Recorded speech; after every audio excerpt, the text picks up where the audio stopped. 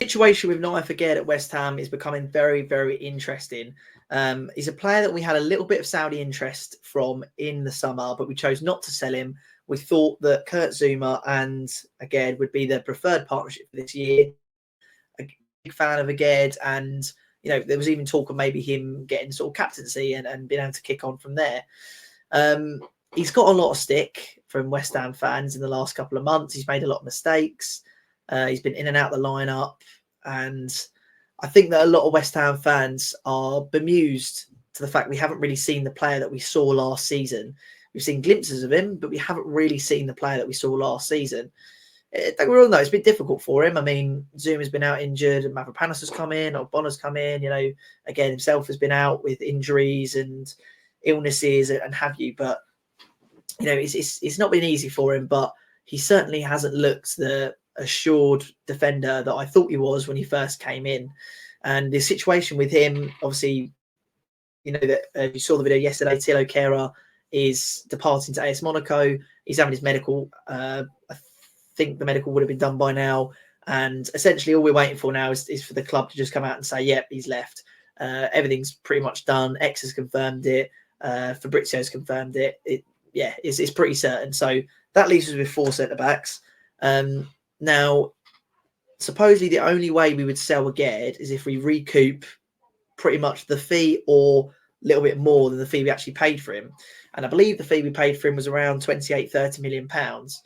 So unless an offer of that sort of stature comes in, supposedly we would not be happy to sell him, which again, I think is smart. We don't really want to be selling him unless we get a crazy offer for him, like a 40 million pound offer in my eyes is what we should be accepting. Because if we sell him, we have to get a new centre back. And as we know, January is just a horrendous time to buy. It's a really horrendous time to buy. Players are in form and out of form. Players have 6 months left on their contracts. Players have got AFCON to go to. It's such a weird time to buy players. It's probably the most panic buy situation. I mean, you look at how long West Ham take in the summer to get their signings over the line, and then you look at January and think, well, you've only really got 30 odd days to do it. If we were to sell again in the next couple of days, we'd probably only have 3 weeks to. It seemed like a long time, but for West Ham and Moyes, it certainly is not. I mean, it takes a long time for us to be able to follow through with our scattergun approach. And the current clubs who are interested in him at the moment are Saudi Arabian clubs, and now AC Milan as well are also interested in Naif Aguerd. Supposedly he's happy to stay. It's not a situation of Aguerd saying, look, I want to leave. But I think that there's just sort of a mood in the camp at the moment which suggests that both parties feel like he probably should leave for himself and for us, especially if we can get a good transfer for him. And supposedly the club think that he should have put more effort into getting a little bit fitter, and supposedly he was more interested in going to AFCON than actually playing the games for us and getting himself back in the starting lineup for us. Which, look, I guess you kind of respect it a little bit because AFCON is obviously very important. Monaco have a very good chance of winning it this year, but Morocco have a very good chance of winning it this year. Monaco have no chance. So I kind of get it, but at the same time, like, you play for West Ham, we pay your wages, you're under contract with us. Like, I get that you probably want to go out and do amazing things for your country like you did at the World Cup, but at the end of the day, your loyalty has to lie with your club. They pay your wages, they do what they do for you, they give you a platform. So yeah, I feel like your loyalty should be there. And look, I mean, if AC Milan come in and offer 40 odd million pounds, it'd be tough to turn it down. Even I think 35, it'd be tough to turn it down, but it's very difficult to be able to find a replacement is my issue. My thought process is that with Thilo Kehrer leaving, Zouma injured, there was just absolutely no way we would put that pressure on ourselves. I think it would be literally just suicide. It would be just shooting yourself in the foot in the most ridiculous way.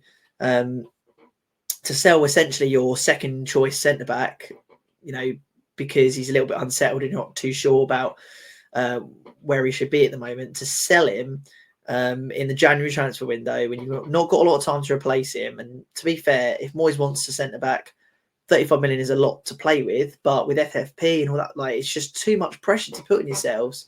I just can't see us selling him. I absolutely can't. And the quote that X has put in there is that if the club aren't going to get an offer that they feel is reasonable, they're not going to sell him. And again, it's kind of fine with that.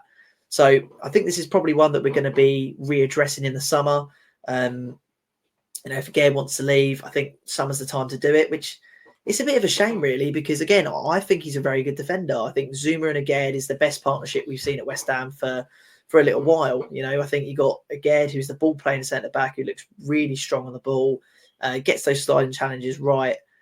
He's a bit clumsy at times, and I feel like for such a tall centre-back, he's not good enough in the air, probably not strong enough, doesn't switch on enough. Zuma's just no nonsense, and, he's good at one-on-ones, and he's good at blocks and all this other stuff, but again, for me, he's one of the better performing players in this team this year. Despite the mistakes he's made, I think it's very easy to look at our defence and highlight the mistakes. But at the end of the day, the defence is a unit. If Aguerd is switching off and not getting his marker, that is in an element, a victim of the whole back line. It's so difficult to defend. I think back in the day, it used to be easier to defend. That's why Alex Ferguson said, defence wins your titles, attack wins your games. But nowadays, I think that defending has just become too difficult. I mean, the best teams in the world can literally pick apart any defence in the entire world. We've got teams like, United and Chelsea and Tottenham conceding 3 or 4 goals randomly. We conceded 5 against Fulham, which was just completely random. That wouldn't have happened back in the day. Even with a team of West Ham stature, that it just wouldn't have happened back in the day. So I think defending has become a lot more difficult these days with the overlapping fullbacks, with the more attacking midfielders. It's very difficult as a defender to be able to actually keep up with it all. So I think it's very easy to sit through and examine every single one of Aguerd's mistakes. But I think if you look at his mistakes in a game, you'll see just as many good clearances, good headers, moments where he's held the line well, got the tackle right. He's not a player I'm in a hurry to get rid of, to be honest, and I don't think West Ham should be either.